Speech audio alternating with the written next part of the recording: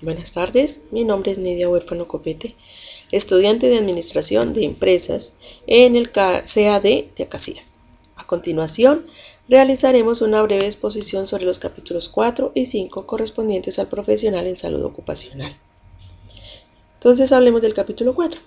Capítulo 4 dice el CRE o impuesto a la renta. Este es impuesto a la renta para la equidad. ¿Qué sucede? Es de carácter nacional. Dice que se estableció que a partir del 1 de mayo del 2013 se crea la retención en la fuente a título del CRE, que es una nueva retención en la fuente establecida en la Ley 1607 del 2012. ¿Qué persigue? Pues busca beneficiar a los trabajadores, la nueva generación de empleo y la inversión social. A continuación realizaremos un cuadro comparativo sobre los porcentajes que se manejaban anteriormente o antes del CRE y lo que se hace actualmente con el CRE. Entonces veamos los conceptos, dice SENA, ICBF y salud. Estos serán los puntos que analizaremos nosotros con el CRE. Para el SENA, anteriormente se facturaba o se liquidaba sobre un 2%, ahora se hace sobre un 1.4%. Para el ICBF se liquidaba sobre un 3%, ahora se hace sobre un 2.2%. Y la salud, anteriormente liquidábamos un 8.5%, ahora lo hacemos con un 4.4%. Adicionalmente dice que el 1% se pagará de forma transitoria hasta el 2015 y se distribuirá de la siguiente manera: 40% para las universidades públicas, 30% para la inversión del UPC, que es la unidad per cápita, y otro 30% para el sector agropecuario. Todo esto se realizará durante el año 2015. Analizaremos ahora la retención en la fuente para los empleados. ¿Qué son los empleados? Es lo primero que vamos a determinar. Pues empleados son todas aquellas personas naturales, residentes fiscales en el país, que tengan un vínculo de cualquier naturaleza, ya sea independiente o de una forma con relación laboral. Esto tiene que ser, pues claro, legalmente constituida. Y adicionalmente a esto, que sus ingresos sean superiores a un 80% sobre la prestación de los servicios de manera personal a la realización de una actividad económica por cuenta y riesgo del empleador. También decimos que la retención en la fuente debe efectuarse por el empleador o agente retenedor al momento del pago. ¿Qué quiere decir? Que cada vez que nos van a pagar una factura, yo como empleado independiente, si he superado el porcentaje, el valor establecido o el tope, me tendrán que hacer un descuento sobre retención en la fuente. ¿Qué sucede?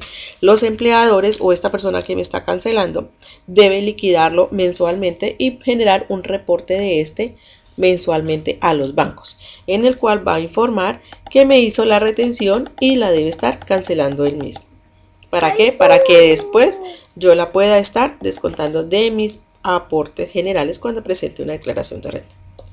Pagos indirectos hechos a los trabajadores. Dice que los pagos que efectúa el patrono a terceras personas por la prestación de servicios o adquisición de sus bienes destinados al trabajador o a su cónyuge o a personas vinculadas con el parentesco dentro del cuarto grado de consanguinidad. Segundo, de afinidad o único civil, siempre y cuando no constituyan ingresos propios en cabeza de las personas vinculadas. Adicionalmente trataremos entonces rentas externas. ¿Qué son las rentas externas? Pues son todas aquellas rentas que por expresa disposición legal no están gravadas con el impuesto sobre la renta. ¿Cuáles son estas? Pues estas son única y exclusivamente las pensiones de jubilación, las pensiones por invalidez, por vejez o de sobrevivientes y sobre riesgos profesionales. Estas están exentas hasta la parte del pago mensual que no exceda del 1000 VT. Certificado de ingresos. Entonces, como nos hacen estas retenciones en el año, a nosotros nos deben generar unos certificados de ingresos y retenciones. ¿Quién lo va a hacer? Cada año, a más tardar a los 18 de marzo, los empleadores deben expedir a sus trabajadores una relación detallada de los pagos hechos por todos los conceptos. ¿Qué quiere decir? Este formato que a continuación les estoy mostrando, que es el de la DIAN, es el formato que se debe legalizar o diligenciar y presentar. Nosotros como empleados, este formato lo podemos utilizar para muchos beneficios. Beneficio, que si yo voy a un banco y necesito un préstamo, puedo sustentar cuánto me gané el año inmediatamente anterior. Entonces, todas las empresas me deben generar este formulado diciendo cuánto me gané yo en el año, porque directamente es el resumen de yo cuánto me gané y en qué invertí ese dinero. Descuentos permitidos y descuentos prohibidos.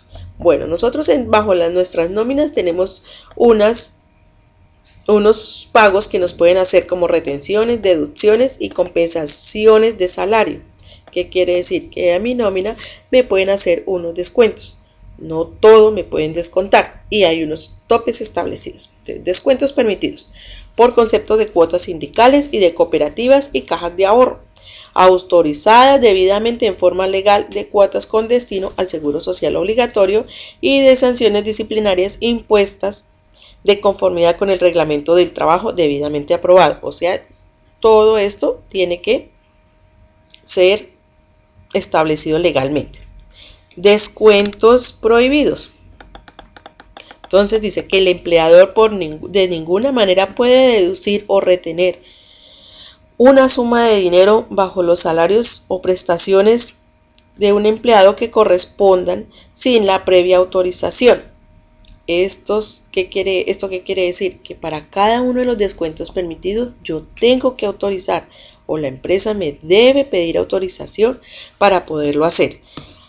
Hay unas excepciones, claro está. ¿Y cuáles son esas excepciones? Pues aquellas que dicen que son de mandato judicial. Entonces veamos cuáles son las de mandato judicial.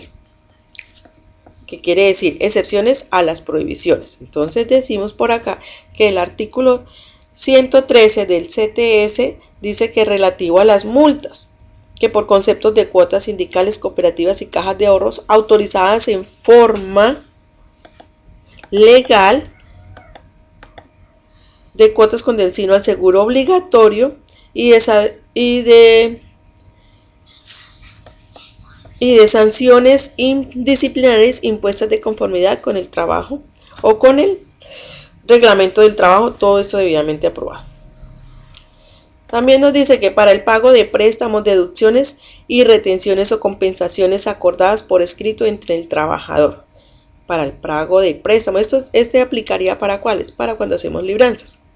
Para el pago de préstamos de vivienda acordado por escrito, cuando yo autorizo que me descuenten por nómina. Y que trata de manera particular las retenciones de las cuotas sindicales. O sea, si estamos afiliados al sindicato, obligatoriamente nos los pueden hacer deducción de esta cuota de sostenimiento. Vámonos para el capítulo 5. ¿De qué se trata? Regímenes especiales reglamentados sobre el Ministerio del Trabajo, la protección a la maternidad y las prestaciones sociales en caso de muerte del trabajador. El reglamento interno del trabajo, vamos a iniciar. Entonces, veamos por acá. Dice, jornada. Vamos a analizar el caso de las empleadas domésticas. Entonces hablaremos de la jornada de trabajo de una empleada doméstica. Decimos que las jornadas de trabajo tienen que ser de 8 horas, no más de 48 horas semanales.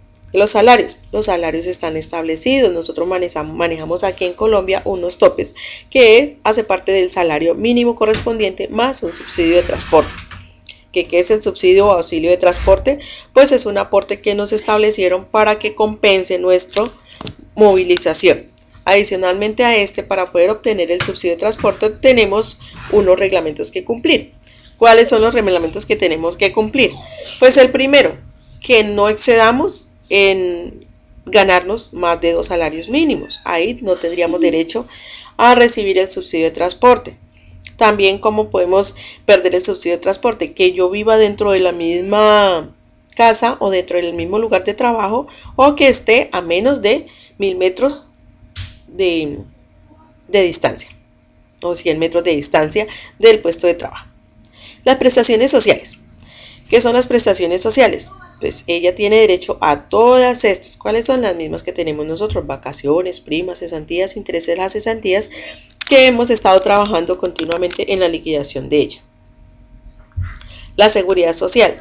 Ellas están, hasta el año pasado estaban, o inició mejor, la obligatoriedad para todas las empresas o a todas las casas o las personas que contratamos empleadas domésticas de afiliarlas a la seguridad social. Si son contratadas por mes, pues se paga normal mensualidad, pero si están por días, 1, 2, 3 días a la semana o una semana, pues tenemos que afiliarlas por esos días que ellas están laborando con nosotros a todo, a la seguridad social, a los riesgos profesionales, todo común y corriente. Las vacaciones. Pues las vacaciones también tienen derecho. Recordemos que las vacaciones son 15 días laborados, correspondiente a 15 días laborados durante un año, 365 días. Indemnización por despido. Estas indemnizaciones tienen que ver ya muy a fondo con el reglamento interno del trabajo. Tenemos que manejar la legislación laboral y visualizaremos cada uno de los casos para poder despedirlas, porque tiene que ser con justa causa. ¿Qué trabajadores no se consideran del servicio doméstico? Bueno, nosotros estamos considerando que las personas del servicio doméstico no son todas aquellas que realmente trabajan en el aseo o en la limpieza diaria. Ejemplo, las personas que pertenecen o hacen aseo, sirven en el café, atienden la cafetería, en las empresas, en los bancos, en las instituciones, ellas no son de servicio doméstico. Servicio doméstico son únicas las personas las que laboran dentro de una casa haciendo las labores correspondientes a una ama de casa directamente. Hay contratos de trabajo. ¿Cuándo? ¿Cuándo hay contrato de trabajo? Nosotros establecemos siempre un contrato de trabajo. Sabemos que los contratos de trabajo pueden ser verbales, escritos, a término fijo, inferiores a un año, a término indefinido, por obra, por labor. Bueno, tenemos gran variedad de tipos de contrato que más adelante estaremos analizando. Fondo de promoción de formación profesional.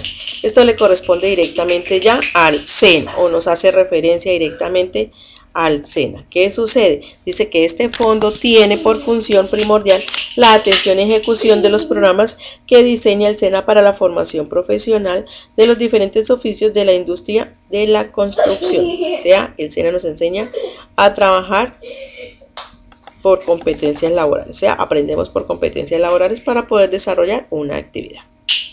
Trabajos prohibidos para menores. Mira, analicemos primero qué son o qué menores tienen derecho a laborar. Todos los menores mayores menores de 18 años pueden estar laborando siempre y cuando se establezca un permiso por la parte de la legislación laboral. Entonces el Ministerio de Trabajo tiene que otorgar un permiso junto con los padres para que esta persona o este niño, este joven, pueda desarrollar una actividad. ¿De qué edades? De 15, 16 años, 17 años pueden estar laborando solo si están autorizados. ¿Qué actividades no pueden ejercer? No pueden ejercer actividades que se realicen bajo tierra, como las minerías, excavaciones, parte de la construcción, trabajo pesado, donde encuentren riesgo, trabajos nocturnos. Los niños, así tengan el permiso, no los pueden ejecutar.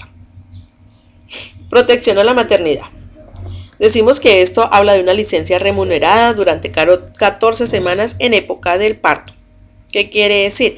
Pues que la protección para la maternidad, nosotros como madres, como mujeres, tenemos derecho a que nos den un tiempo para poder cuidar a nuestros hijos, que nosotros estamos llamando la licencia de maternidad.